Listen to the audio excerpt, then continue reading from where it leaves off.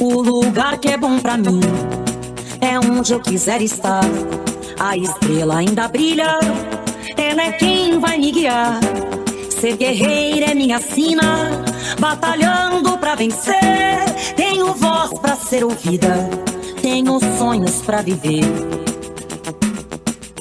Não vão mais conseguir me anular, me calar. Ninguém vai me impedir de cantar e lutar. Seja em casa, no campo, na rua ou na praça, chega de mordaça, agora eu vou falar. Porque eu sou mulher pra fazer acontecer. Eu sou uma delas, são elas por elas, ocupando os espaços de poder. Porque eu sou mulher pra fazer acontecer. Eu sou uma delas, são elas por elas,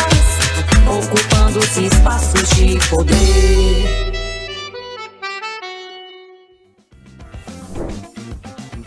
Na aula de hoje, vamos falar sobre o tema Plano Pena Justa com Maiesse Parisi. Maiesse é diretora de Cidadania e Alternativas Penais no Ministério da Justiça e Segurança Pública. Meu nome é Maiesse Parisi, respondo pela Diretoria de Cidadania e Alternativas Penais da Secretaria Nacional de Políticas Penais do Ministério da Justiça e Segurança Pública. Agradeço imensamente o convite de fazer parte do Elas por Elas, trazendo uma pauta de extrema importância e de relevância que faz uma marca histórica significativa nas discussões quanto ao contexto penitenciário nacional. Por meio da DPF 347, o Supremo Tribunal Federal, ele reconheceu a existência de um contexto massivo e permanente de violações de direitos fundamentais e humanos de pessoas privadas de liberdade. E a partir desse processo de reconhecimento e com destaque em alguns aspectos específicos da privação de liberdade, como a superlotação das unidades prisionais, o encarceramento massivo de pessoas, a má qualidade das vagas, o déficit de fornecimento de bens e serviços. Estamos falando aqui de políticas transversais, políticas de trabalho, de assistência de saúde, de educação, acesso material à alimentação, à água e outros serviços, a entrada de pessoas na privação de liberdade sem antecedentes criminais por delitos de baixa gravidade, a permanência por tempo superior à condenação ou em regime mais gravoso. Todos esses aspectos foram destacados pelo Supremo Tribunal Federal para apontar a necessidade e a urgência de que o Estado brasileiro, a União, num esforço coletivo, com um braço potente e importante de participação social, construísse de modo conjunto poder executivo, poder judiciário, estratégias de enfrentamento a esse estado de coisas inconstitucional das prisões no país. Esse processo ele teve início em 2015, a partir do protocolo da ação feita pelo PSOL, à época, e impulsionou as primeiras decisões cautelares, dentre elas aqui o destaque para o descontingenciamento do Fundo Penitenciário Nacional.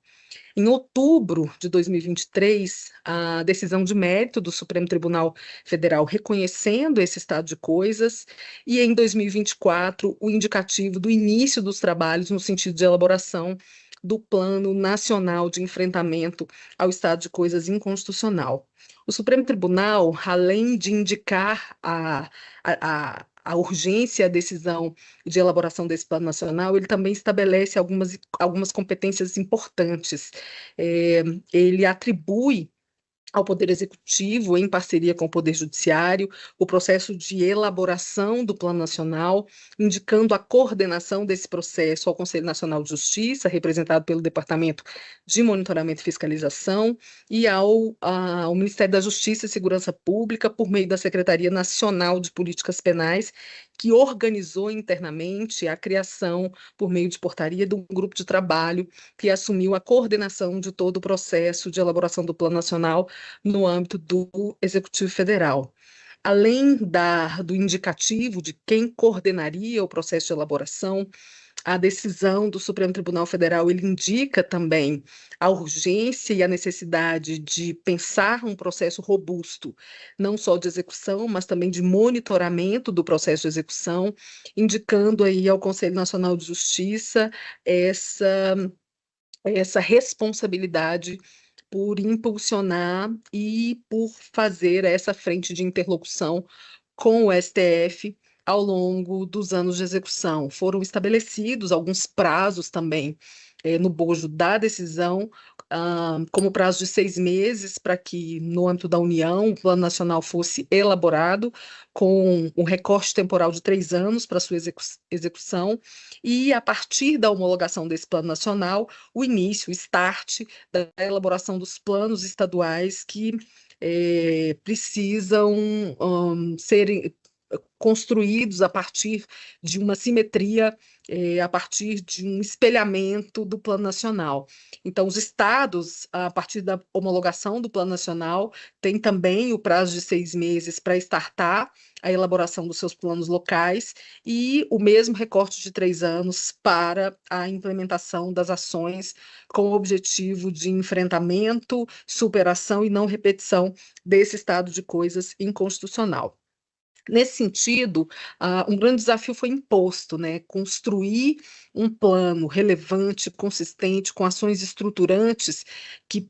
pudessem impactar de modo significativo, eficiente,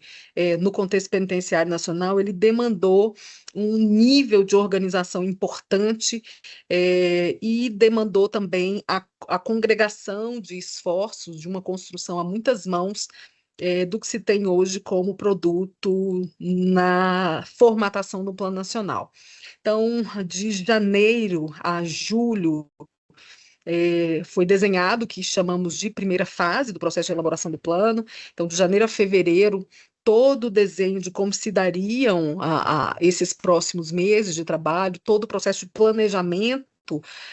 de como seria essa construção coletiva, conjunta do Plano Nacional, como se daria o espaço de participação, entendendo que a participação ela foi marcada como sendo uma parte preponderante para o processo de elaboração do plano. Então, janeiro e fevereiro foram 2 meses decisivos no sentido de desenhar todo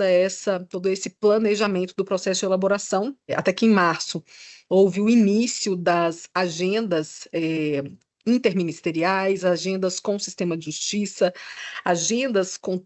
órgãos diversos do Poder Executivo e do Sistema de Justiça Nacional, que se desdobraram em reuniões técnicas com o intuito de construir conjuntamente, coletivamente,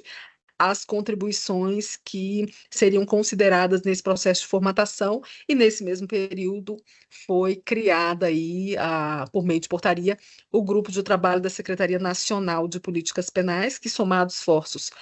com o Conselho Nacional de Justiça e o Fazendo Justiça, impulsionaram conjuntamente a coordenação dos trabalhos. Em abril, aqui um marco extremamente importante, que foram os 2 processos de participação mais significativos, o primeiro deles a consulta pública,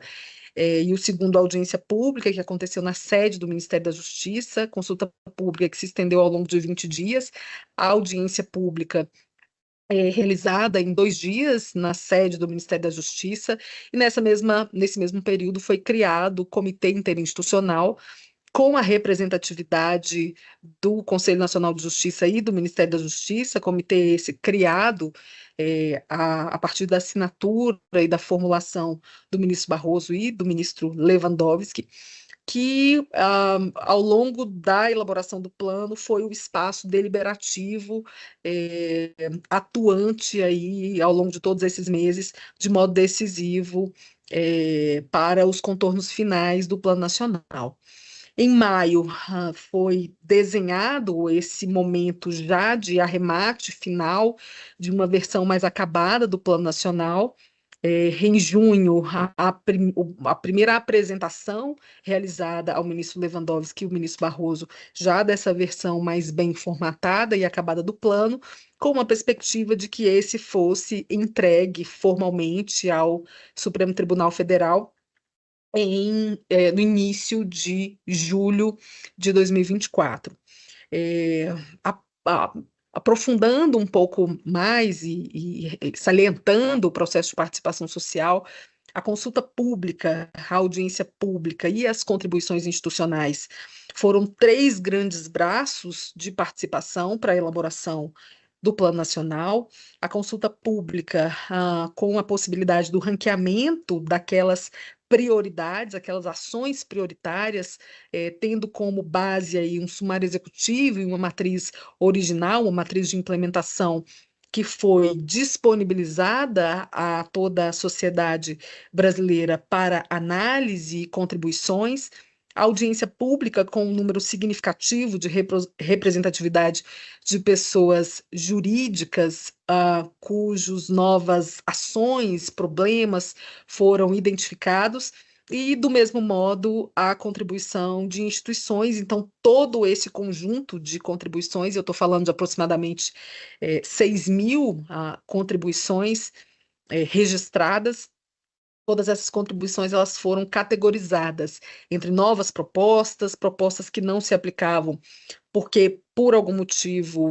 versavam em temáticas diversas do proposto ao plano, e outras que já estavam contempladas nesses dois documentos originais que eu mencionei, o sumário executivo e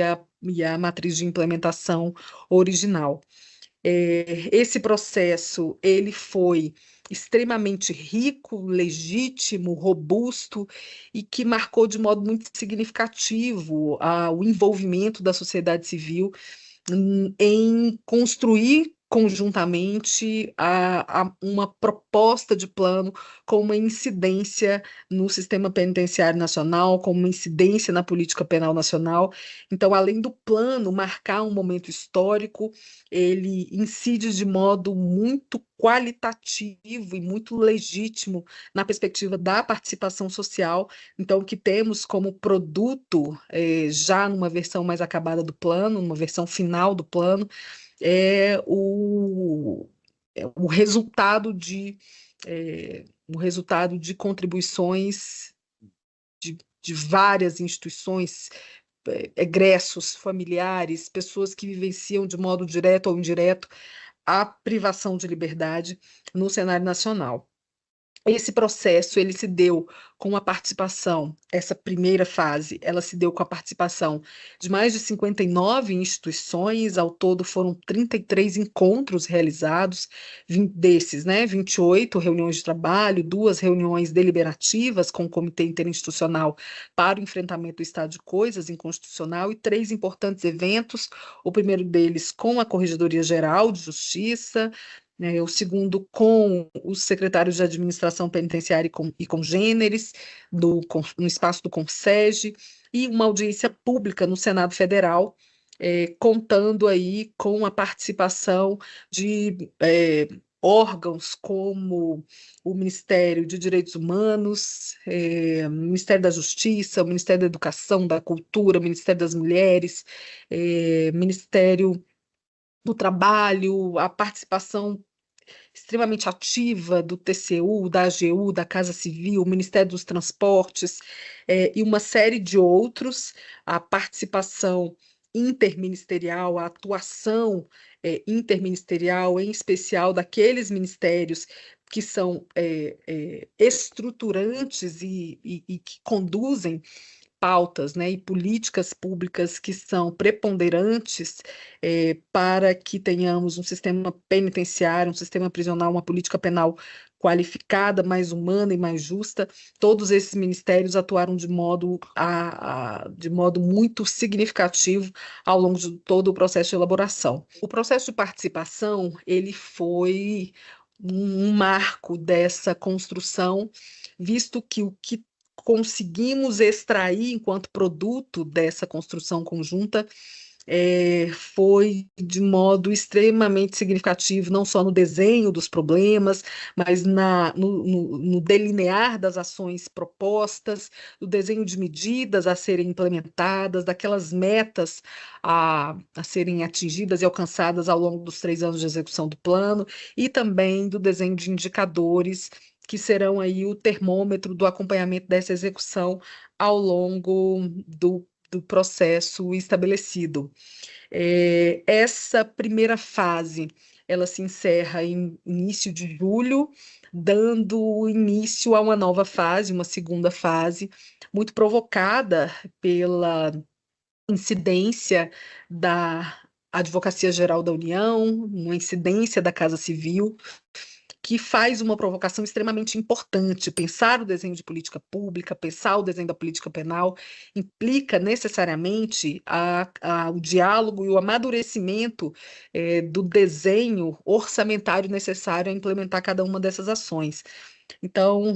a partir de uma atuação ativa da AGU e da Casa Civil, demos início a essa segunda fase de construção orçamentária, daquele desenho orçamentário necessário para a operacionalidade do Plano Nacional. Então, tivemos aí, em meados de maio, junho,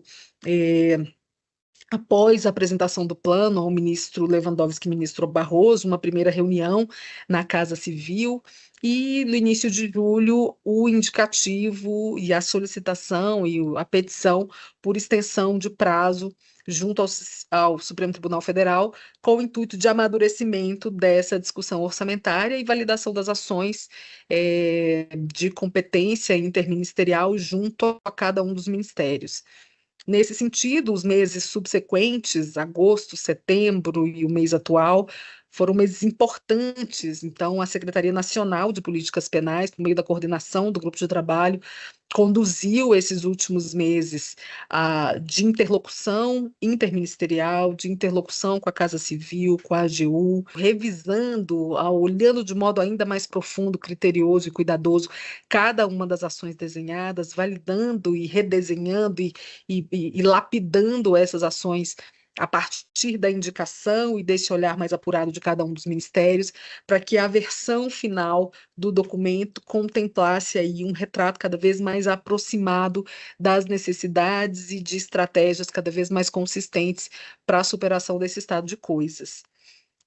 Os meses de agosto e setembro, em especial, foram se desdobrando em uma série de reuniões técnicas ministeriais, foram estabelecidos novos prazos para novas contribuições ministeriais, tudo isso registrado em boletins que trazem aí todo o percurso de amadurecimento dessas discussões, até que, junto com o Ministério do Planejamento e Orçamento, com o desenho de instrumentais específicos, foram recortados aí os recursos, o indicativo, a previsão de recursos necessários para a materialidade do plano Pena Justa. Ao longo desses últimos 3 meses de execução do plano, foram possíveis uma série de agendas que viabilizaram, inclusive, um contato mais próximo com aqueles ministérios indicados como principais estruturantes, visto que conduzem aí políticas públicas transversais e extremamente relevantes para a qualificação do sistema penitenciário, como o Ministério da Saúde, o Ministério da Educação, o Ministério de Desenvolvimento Social, Família e Combate à Fome, o Ministério da Inovação, Gestão da Inovação, o Ministério da Justiça, o Ministério de Planejamento e Orçamento, de Trabalho e Emprego, o Ministério da Fazenda, todos esses foram convocados aí a esse diálogo mais profundo, no sentido de um arremate importante nessas últimas pactuações. A segunda fase, tivemos aí aproximadamente 17 ministérios envolvidos ao longo desses meses, conduzindo aí, participando ativamente de todas as agendas e de todas as interlocuções, totalizando mais de 21 instituições, para além dos órgãos ministeriais e interministeriais, organizando todo esse trabalho por meio de 33 reuniões nos últimos meses, o que viabilizou a produção de 2 documentos finais, o plano Pena Justa, com uma roupagem mais teórica, fazendo uma apresentação, trazendo no seu primeiro capítulo o desenho, né, e essa discussão do estado de coisas inconstitucional das prisões brasileiras, com resumo da DPF, trazendo questões estruturais, o histórico das estratégias para a melhoria do sistema prisional brasileiro. O capítulo 2, com metodologia e processo de construção do Plano Nacional, indicando aí quais foram as bases principiológicas, legais, metodológicas e os recursos e estratégias utilizados, bem como os responsáveis, os atores estratégicos indicados para a implementação de cada uma das ações. No capítulo 3, trazendo a dimensão estruturante do racismo institucional, como sendo o alicerce de toda a discussão do Plano Pena Justa,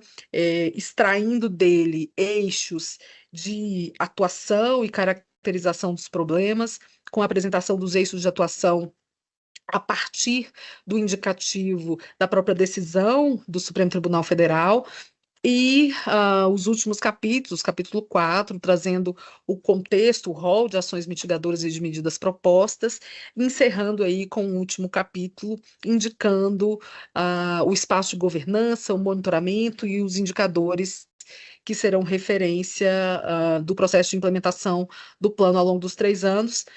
com todo um rol de conceitos que vão subsidiar o processo de elaboração e construção do plano.